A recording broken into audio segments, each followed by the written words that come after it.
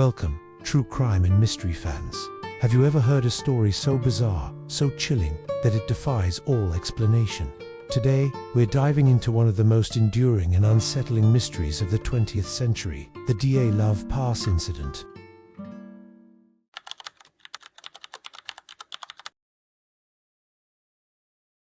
Imagine this. It's January 1959 in the desolate, snow-covered Ural Mountains of the Soviet Union. 9 experienced young hikers, students and graduates from the Ural Polytechnical Institute, set out on a challenging winter expedition.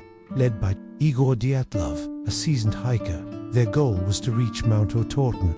They were a fit, well-equipped group, prepared for the harsh conditions of a Category 3 winter trek, the most difficult rating.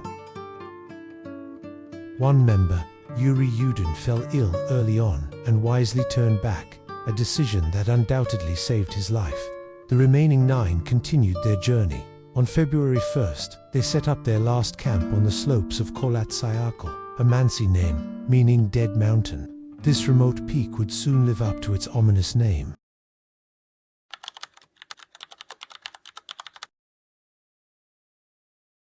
When the group failed to return by their scheduled date, a search party was dispatched. What they found was truly horrifying. First, they located the hikers' tent. It was partially collapsed and, most disturbingly, slashed open from the inside. Inside, their boots, food, and most of their cold weather gear were still there. It looked as if the hikers had fled in a desperate hurry, without their essential survival items. Following footprints in the snow, some of them bare or in socks, the searchers discovered the first 2 bodies about a mile away, near the remnants of a small campfire under a large cedar tree. They were Yuri Krivonishenko and Georgy Krivonishenko. They had died of hypothermia, severely underdressed for the sub-zero temperatures. Over the next few months, the remaining bodies were found. 3 more were located between the cedar tree and the tent: Igor, Dyatlov, Zineda, Kolmogorova, and Rustem Slobodin. They too had succumbed to hypothermia, though Slobodin also had a minor skull fracture. The final 4, Ludmila Dubinina, Semyon Zolotaryev, Nikolai Thibault-Brignol, and Alexander Kolevatov, were found months later in a ravine, buried under several feet of snow. And it was their injuries that truly baffled investigators and fueled the darkest theories.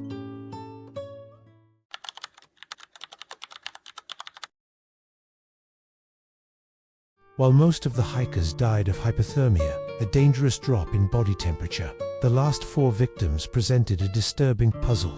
Nikolai Thibault-Brignol had a severe skull fracture. Ludmila Dubinina and Semyon Zolotaryev had extensive, blunt force trauma to their chests, described as force comparable to a car crash. Yet, there were no external wounds. Dubinina was also missing her tongue, eyes, part of her lips, and facial tissue. Alexander Kolevatov had multiple injuries, including a missing part of his eyebrow. Adding to the mystery, a small amount of radiation was found on some of their clothing, though investigators later downplayed its significance. The strange state of their clothing, some partially dressed, others exchanging clothes, led to theories like paradoxical undressing, where severe hypothermia causes a feeling of intense heat, leading victims to remove their clothes.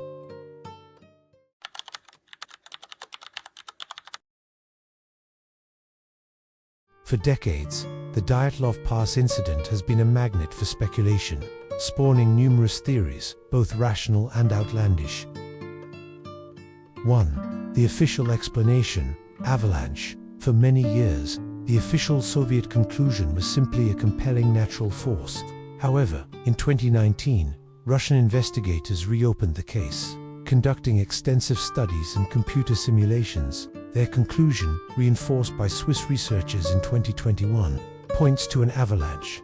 The theory suggests the hikers cut into the slope to set up their tent, creating an unstable snow slab above them. A sudden buildup of snow, possibly from strong katabatic winds downslope winds, triggered a small, delayed slab avalanche during the night. This slab of snow would have been relatively compact and heavy, pressing down on the tent and causing the blunt force trauma seen in some victims. Forced to flee their damaged tent, likely in a panic and disoriented, they cut their way out and ran down the slope into the sub-zero temperatures. The deep snow and darkness would have made finding their way back to the tent or escaping the cold nearly impossible, leading to hypothermia for most. The missing soft tissue on Dubinina was attributed to scavengers in the spring thaw. Arguments for this theory: it explains the tent damage, the immediate flight, and the hypothermia. The computer simulations successfully recreated the specific injuries from a compact snow slab. Arguments against: historically, critics initially pointed to the relatively gentle slope and lack of obvious avalanche debris. However, recent research indicates that slab avalanches can occur on gentler slopes, and their traces can quickly disappear.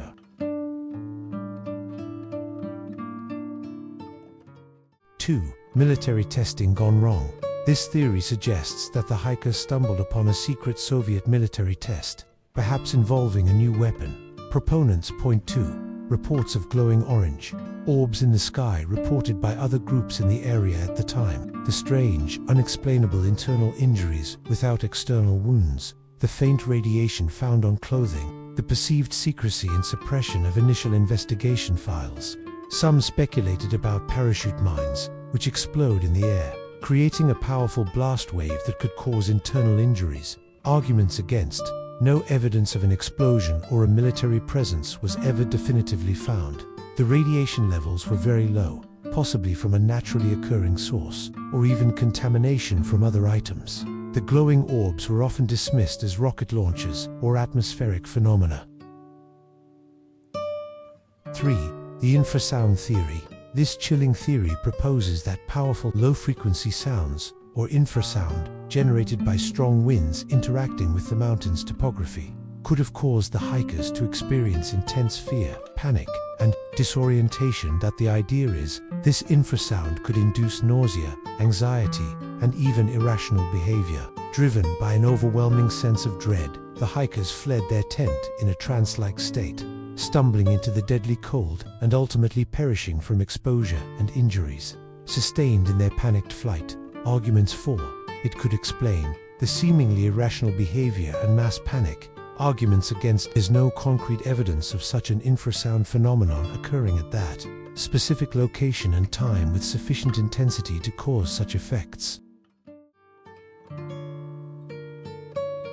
Other theories, of course, given the mystery. Other more fringe theories have emerged, including attacks by indigenous Mansi people debunked, as they were peaceful and cooperative, animal attacks, and even paranormal explanations like UFOs or Yeti.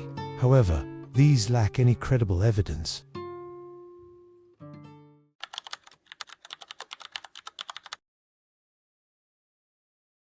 Despite the recent official conclusion, the Dyatlov Pass incident continues to fascinate and haunt us. While the avalanche theory offers the most scientifically plausible explanation for many aspects of the tragedy, some elements still feel incomplete. Why did they not try to retrieve their warm clothes?